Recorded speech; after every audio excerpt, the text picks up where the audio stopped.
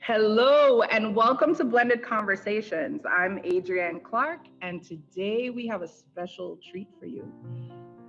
Today's featured artist is an award-winning spoken word artist, published author, a playwright. She's also an arts activist, an arts educator, a CEO, a wife, a mother, and so much more.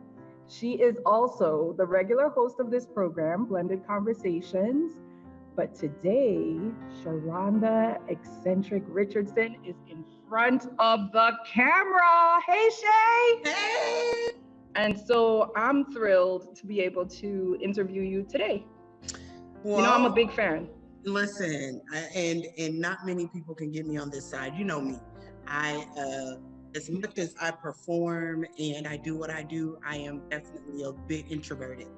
So it's nice to be on this side of the camera because I don't think I talk about myself enough most times. And it's nice to let people get to know you in a different way. So being an introvert, but being a performer is absolutely like an oxymoron, right? And it's when you're on stage, when I'm on stage, I am this person, and then as soon as I'm off, people want to dap you up, they want to tell you a good job, and I'm like, okay, I just want to go back to the corner now and just kind of exist in the space.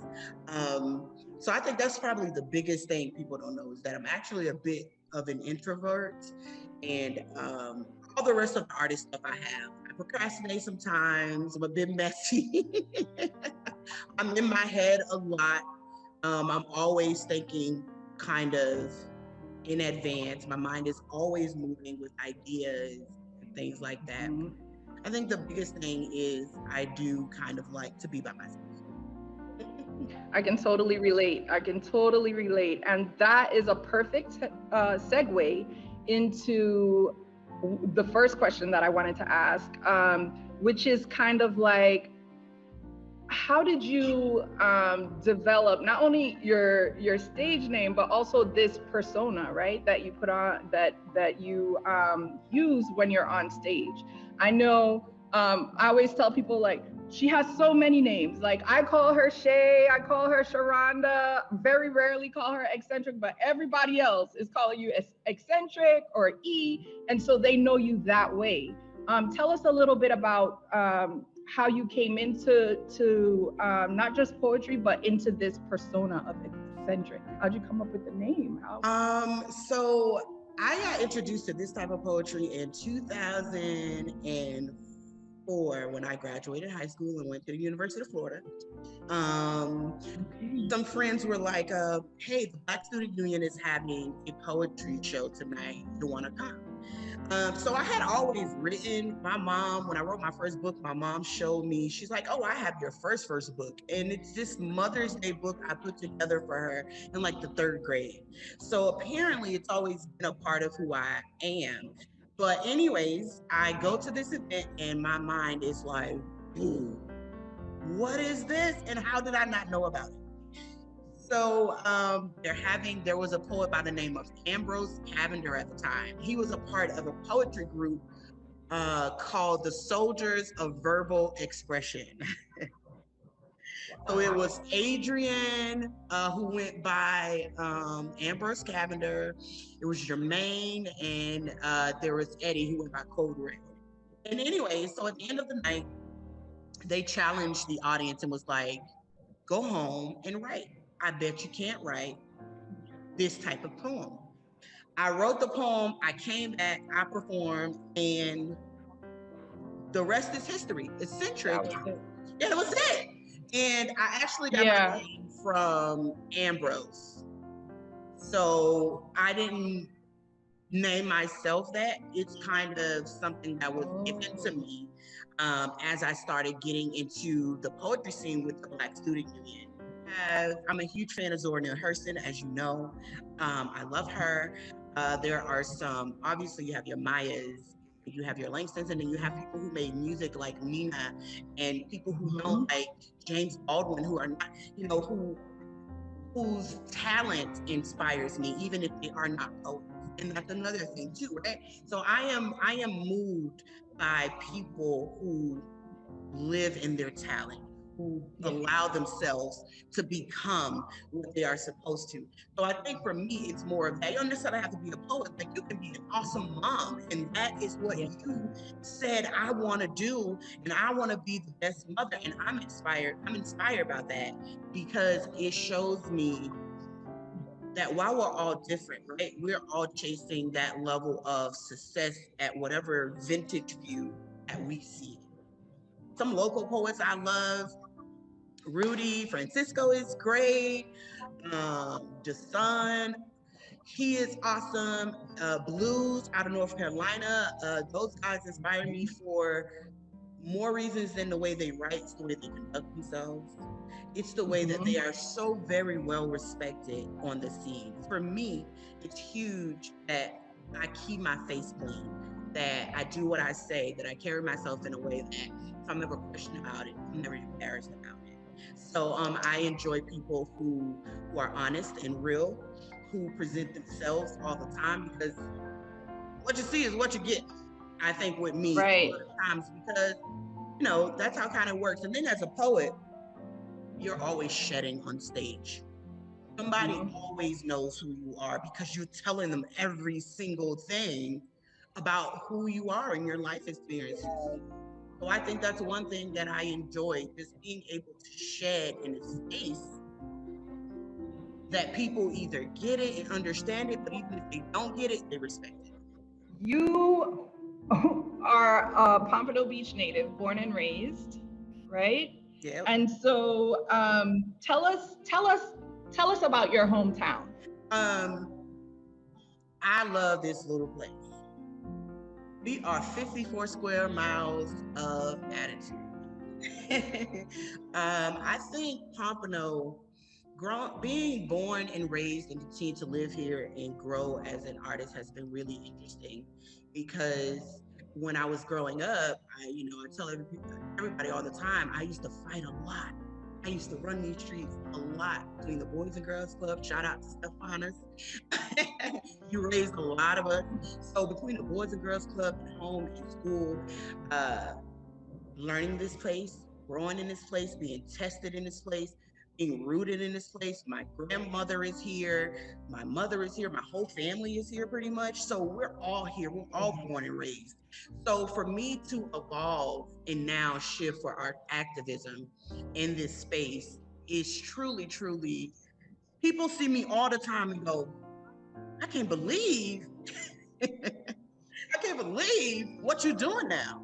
And that's just because they saw me when I was in these streets, when I was wild, before I found the arts, before I found a way to alleviate some stress and pressures or whatever the case may be. Because like I said, there were no poetry clubs, there was no workshops, there was nothing, of that nature. I was in the choir at the Boys and Girls Club, but that was just regurgitating other people's words. There was really nothing, to give me that.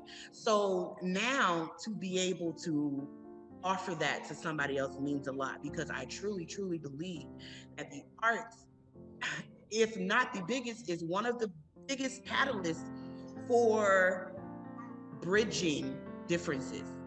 Because that's right. you can look at the same piece of art and you're going to get something totally different because your perspective and because of your experience. So because I was able to grow here, meaning from a child to now, I feel like my experiences are aligning with my passion, and that allows me to create works that speak to not only this space, but regionally and nationally, but first starting with Pompano, because Pompano is what taught me resilience and joy and love and community and trouble. And so taking all that and bringing it back and just trying to teach people what I know now is so important to me. I love this place a lot. Right, and it shows. And I mean, I think I was gonna ask you how your connection to this city shows up in your work, and I was gonna target it more towards poetry specifically, but I think this is a good opportunity to kind of talk about all of your work, right? Because you're not just while you always incorporate the arts and build a bridge using the arts, you're not only focused on the arts, or your work has bigger impact than simply connecting people to the arts. You want to talk a little bit about the Eccentrich Inc? Sure. So, Be Eccentric, we are a nonprofit cultural affairs company that I founded in 2012, but we got legit and serious around 2017. And we are all things art. We service the inmate population, the youth population, private and public organizations. We are seeking to also add in veterans, which is a very important issue to me as well. Having a brother that has served, so I want to expand to providing some art services to veterans. And we do consulting, original programming. We do events. We do a lot of stuff. We Free on the Inside is where we go into prisons and use the art. We are trying to do artist entrepreneurship at younger ages, because I know if I had, could you imagine if I were a part of a poetry club at 14? You know, Yeah. So we're trying to bring that into our kids early, teaching them that the arts is indeed a career that you can do, whether you are like me as an artist entrepreneurship, or you become a part of an organization that uses the arts to change the world, right? And so that's kind of what Be Eccentrich is. It is all things cultural affairs, using the arts to literally change lives.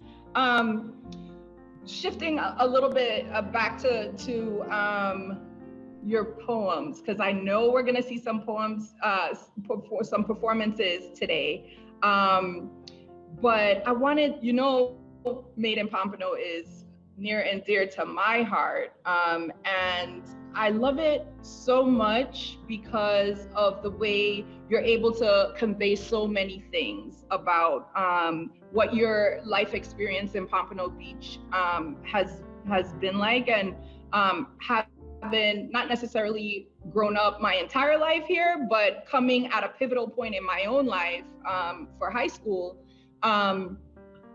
I can recognize certain things in the poem that you talk about, like, and I think it's one of the poems that has a unique way of sort of just like communicating to people that regardless of what your experience in a place has been, the people and the community, they're more than just one thing, right? Mm-hmm. No community is one way. No person is only one way. And that's one of the things that I love about Made in Pompano, and how you include the historical aspects of the city, particularly in the Black community. So it's one of my favorites.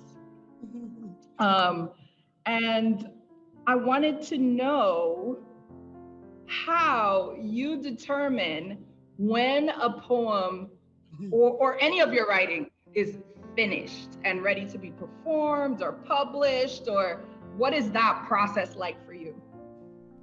So what I'm finding out is, for me personally, a work is rarely really kind of finished. As far as poetry is concerned, Made in Pompano, I created with some of my youth, and that poem went through, it started off totally different than it ended. That took about 3 or 4 drafts to really get settled into a place. As far as poetry and performing, I generally need to perform a poem about 3 to 5 times before I'm comfortable, before the poem starts to become its own entity. Because when you write, and even though I write in a cadence of performing that I'm used to, once you start performing and adding that performance art, what am I doing with my hands? What am I doing with my legs, my facial expressions? That really doesn't happen for me until about the 3rd time out, 4th time, because knowing something in person is very different than when you're in front of an audience battling anxiety and nausea and having to remember a poem. So Another poem, it's off topic. Bunker literally was like 5 drafts. It was exhausting. It was grueling to edit it down into something that was usable. But it's one of my favorite poems and one of my fan favorites. But when I thought Bunker was finished, because I had won awards with it, I have won competitions with it, I literally couldn't write a poem. I have not really written a poem in about 3 years, and I'm not sure what it is. So what I did was, then I was like, okay, I thought Bonker was finished, but no, I'm gonna take Bonker and make it into a stage play. And then I'm gonna take Bonker again, and I'm gonna change it to a film series or a short film so that it keeps evolving, it keeps growing. So I'm learning that when I think I'm done with something, it is worth a second look to see how you can use the work you already have, create more work. Bonker has done what it needed to do day in and day out since I wrote it, but now creating something else from it allows it to be birthed into something totally different. It looks totally different as a stage play than as a 3-minute poem. So a bunker is a defensive military fortification designed to protect people from falling bombs. It can be destroyed with powerful explosives. Denham lives in a 4-bedroom bunker.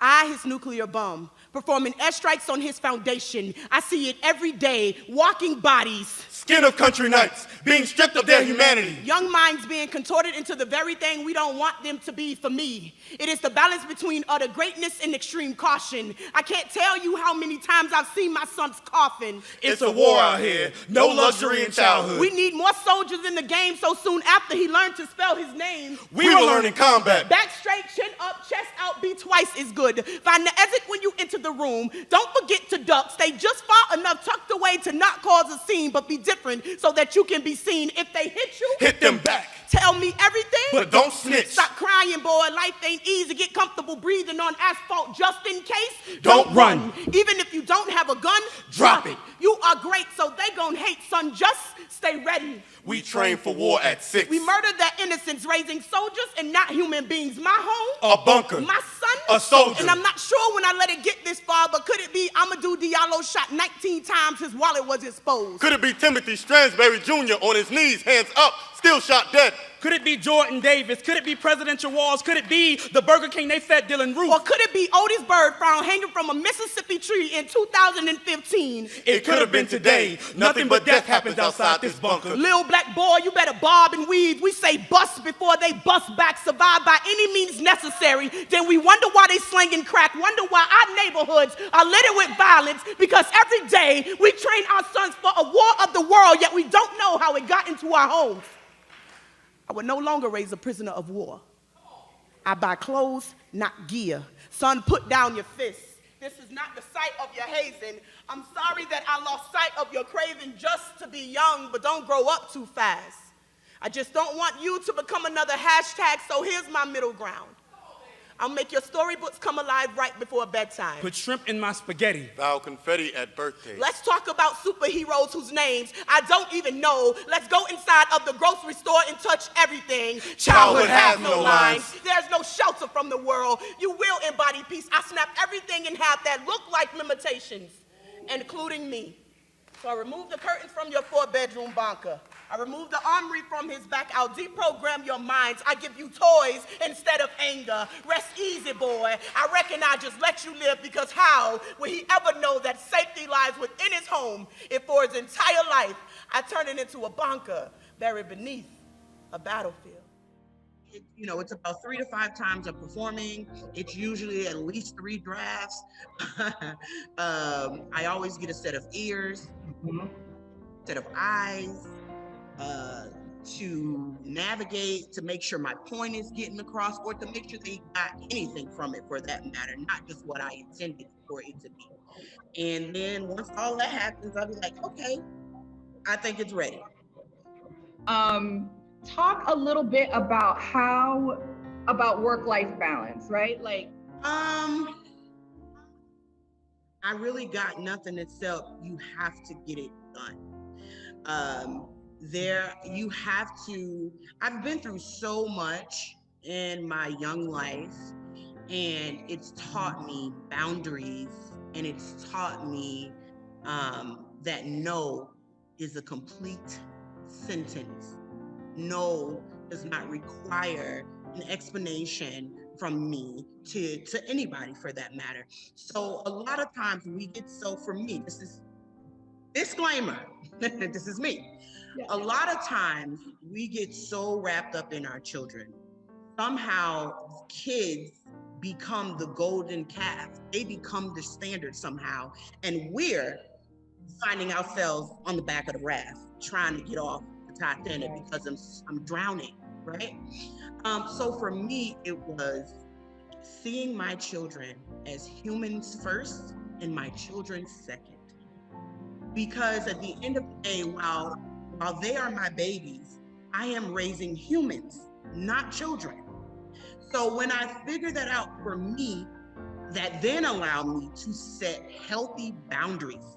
So once I got out of the infatuation of these are my kids and I'm supposed to do everything I can do and they run my life, and once I have them, my dreams are over. Once I started realizing that they were little humans that I'm just trying to raise to be decent in society, they don't belong to me.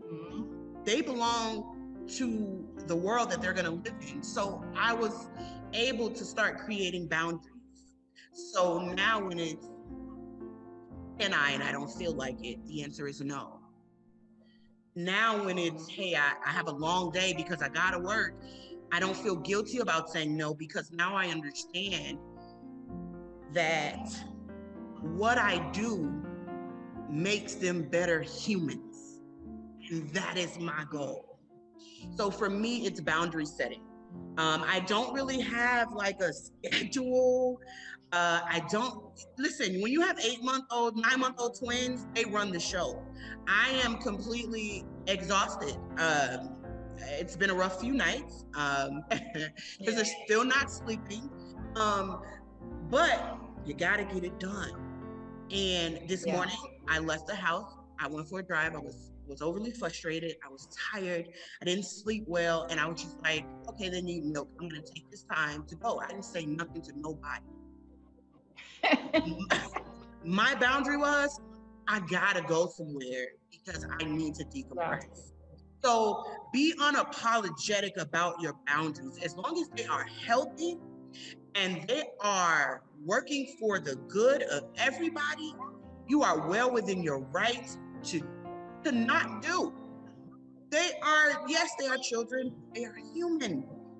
And because they are human, it is my job to teach them what that means in the long run. That means stuff not gonna always go your way. That means people not gonna always be available to you. That means you're gonna have to do what you wanna do, what you gotta do, even if you don't wanna do. It's teaching those life principles as I work. And I'm rambling, but my husband is amazing. No. So having a support system makes this possible. Had I not have the husband I have, the mother I have, the friends I have, I won't be able to move like I need to move, to apply for different opportunities that people say I can't do because I have young kids, or 5 kids for that matter. You're a mom, you get it. There are some things that we limit ourselves to because we're thinking, how am I gonna do that with these kids? Meanwhile, your kid's looking at you thinking, dang, how she do that with these kids? And when they get older, you're gonna see what that means. So I just decided that I'm important, that I matter, that it takes a village. I can't do it all. So when I need my support system, that's when I count on you to be there. So people, boundaries, set them now, because it don't get worse if you don't. Like, what are your thoughts about the importance of, mental health, the importance of mental health, and the ways in which the arts kind of are a great entree into pursuing that kind of self-care? Yeah, I was just talking to someone the other day about how we don't utilize therapeutic arts enough, even within arts organizations, and the importance of that. I think back now, like I said, if I would have had certain things in place, if I knew, and not that poetry takes place of like therapy and things that we really need, but what it does is it's like for me, it's a starting point on what I'm really feeling.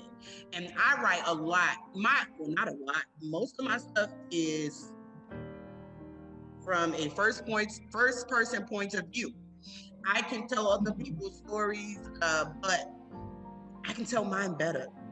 And the more I tell my stories, the more I know who I am. The more I know who I am, the more I can either correct who I am, or I can drive at things that makes me good.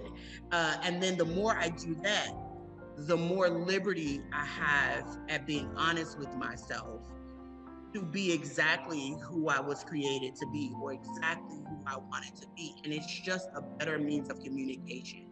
So that's what it does. And I'm not a drawer by any means. I'm no visual artist, but sometimes I find myself doodling. You know what I mean? I'm not a singer, but sometimes I find myself listening to music, and all of that to me, it just circles back around to ability to communicate not only with others, to myself. And a lot of times I know when I got into trouble, it was because I did not know how to communicate. I did not know how to express what I was feeling. So I did what I knew, which was fight, you know? Right. And so when I'm doing workshops and classes, I'll ask people the same questions like 100 times in a different way and see if they give me the same answer, because if not, need to see what the breakdown in communication is on why you answered it this way when I asked it a certain way, and why you answered it this way. So for me, I do that a lot. I'll tell them a lot. The sky is blue. Okay, tell me that in a different way. Okay, tell me that in a different way. Because we all perceive communication differently. If you know how to say the same thing 5, 6 different ways, then you give yourself a greater chance at effective communication. Nice. Nice. Wow. So another one of the poems that we are going to share today is Hush. Do you want to talk a little bit about that poem? Sure. So Hush was written, I had just came off a miscarriage. And it is about that experience for me. I performed the poem for the first, I'm such a nut. I performed such an emotional poem, as you'll see, for the first time on final stage at Women of the World Poetry Slam Festival. Wow. And the performance you'll see today is that performance. That is the first time that I performed that poem in front of people. And it felt so fast. It felt like everything was just moving so fast. It was the first time I was alone. I was used to being a part of a poetry team. So that was the first time I had represented by myself. So my coach wasn't with me. My teammates weren't with me. I was doing such hard poem. I literally, I said I wasn't going to go to Dallas after I had my miscarriage. And then I was like, you know what? I think I need different air. And I literally went to Dallas to run from Pompano, to run from the loss, and ended up placing 7th in the world at that competition. I didn't win, but people came up to me after this performance. It was like, girl. Yes. Girl. I mean, seventh in the world is a win. You know what I mean? Like, I don't know how many people were competing, but 7th in the world is 92 women from across the country. 92 women from across the country, including London, Canada. That was a win. Yeah, thank you. So I hope you guys enjoy Hush. If you've experienced a loss, please feel my love and my energy. I get it. Be gentle with yourself. Trigger warnings if you have had miscarriages. Be a bit triggering. So I hope you enjoy it. I hope you find something in it that maybe I didn't even intend for you to find, and enjoy.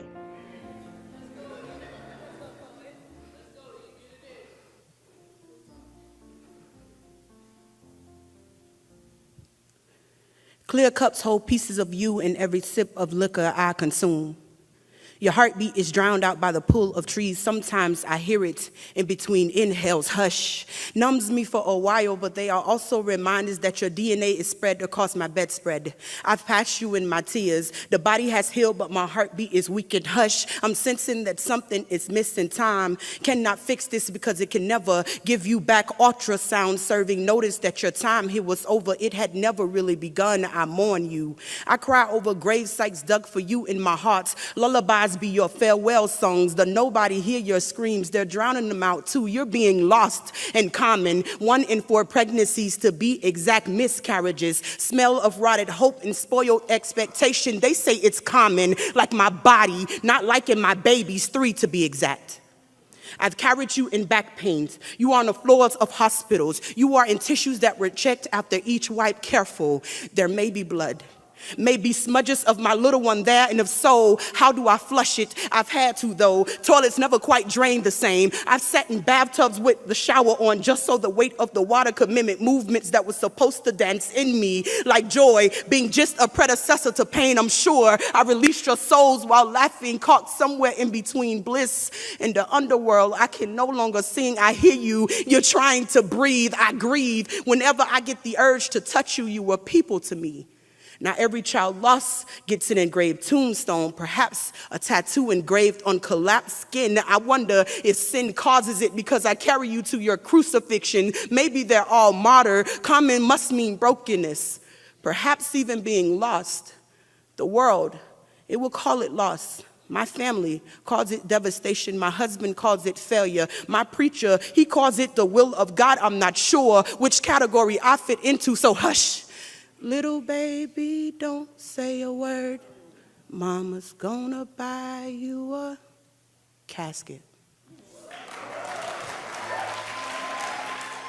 Thank you for sharing that poem, because as we know and we've seen, more and more people are talking about their losses, and it's, you know, it's kind of like going back to what you were saying about having a village, right? Some of us don't have the kind of support that we have, someone that we could immediately go to and talk to about all of these things. Some of us hold things in, but again, this is another example of how the arts can sometimes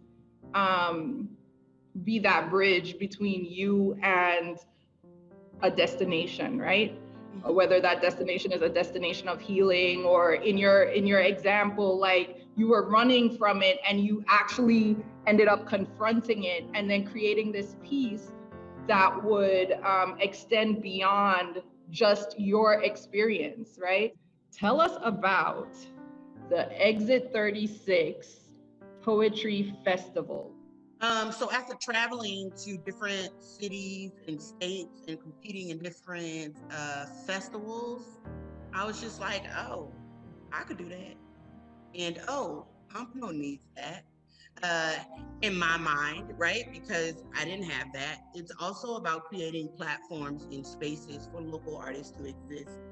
And then bringing in poets and volunteers and community members from outside of our space into one common platform that allows everyone to express themselves as they see fit. So when I went to create as a 36, I didn't even know if it was going to happen the first year because we had a fire. My fire happened April 2018, and the festival was supposed to be December. So I didn't even know if it was going to happen. And again, about that support system, my friend, my COO, my kindred spirit, she was like, you said you was going to do it, so we're going to do it. And whatever that means, we're going to make it happen because you need this after the fire. And so I created hoping that local artists alike, from those who would be visiting us, found it as a safe space to exist in, whether they were actually poets, whether they were judges, whether they were volunteers or whoever, to come into this space and feel like somebody is saying something that lets them know they are not alone. That's the one thing I got out of these festivals. You always feel so surrounded with love and talent and joy. Wow. And you leave inspired one way or the other. You're like, wow, if they can do that, I can do this. You know, if Dallas can have a festival, so can Pompano. I want people to come to Pompano too and know that we got a poppin' art scene, that we got a place here for them. I want the artists to know that Pompano is the space where you can come and you can compete, and we pay you appropriately for your talent. We support the artists by not just platforms, but financially, allowing you to test things, giving you workshops, it's artist development, all of that stuff that I had experienced out of my space.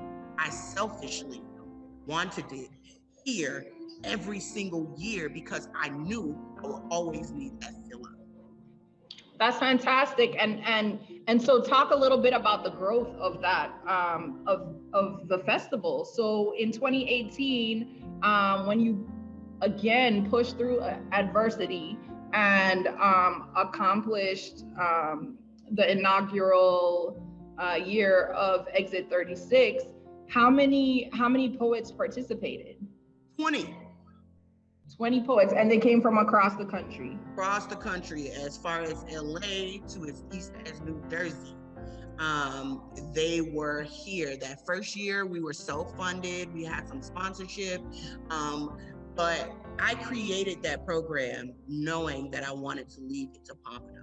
So there are things I create that nobody can have, right? They're mine. And then there are other things that I want to contribute to the legacy in the place that I was born and raised and reside and paid property taxes and business taxes, and my kids go to school here. And when I was creating the festival, I always knew I wanted to be at a space where it is now, where the city presents the festival and allows me to continue that organization of it, allows me to continue what's making it so successful and trusting me to do that. So it's one of the things I was so proud when they wanted it, because I'm like, yeah, it was made for you guys.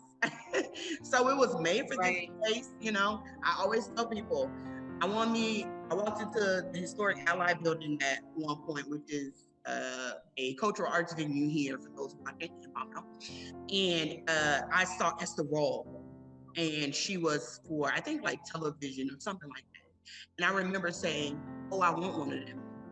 And I want it before I'm dead. I want to be able to enjoy it. I want to be able to see that I left something here that the people in this community feels like was needed and necessary, and that we wouldn't be as good as we were without it. Wow. Well, I think you're definitely well on your way. So this is going to be the fourth year in December? Mm-hmm. The fourth year of the Exit 36 Poetry Festival.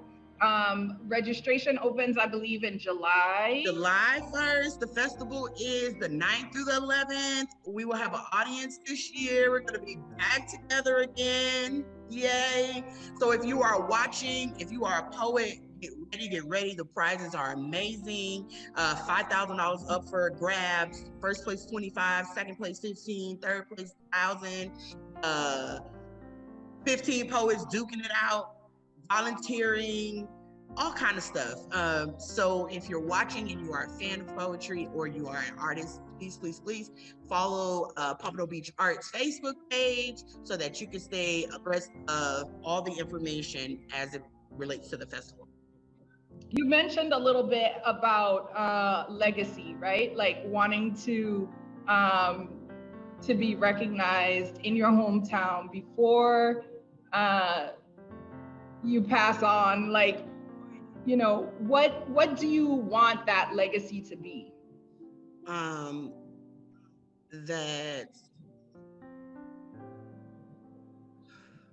I use my gifts, talents, and passions completely. That I did not swindle them, that I do not take them for granted, that I love this place, that the arts changed me, and hopefully by that time have changed my community. I want people to know that I was genuine and honest, and that everything I do here, I do with the people in this city in mind. Obviously, I'm from the Northwest, so with the Northwest community close to my heart,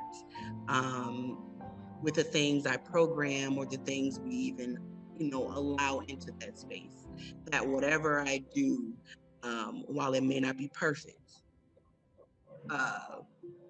it is done with love. That I love this place. Simple as that. I love this place, and I loved it how I could love it. So some people are activists marching, some people go be lawyers, some people might be the people that always feed and cook the cook the food for the people who are protesting. Some people are, Harriet Tubman, and I am an artist. And that's what I know, and that's what I do best. So that is what I use to try to change my community, because we're all needed. And if we all know our spaces, we are a lot stronger. I could be out there picketing and all that good stuff, and I may, but my strength is this. So be on the lookout for Bunker the Stage play happening soon. It's a one act. We have 3 amazing little boys from the area. It's gonna be good. Be on the lookout for that. I am working on a sequel to my first book. That book has been turned into a stage play. Listen, I know y'all know. What's the name of it? Church Folk Ain't Got No Sense. As much as you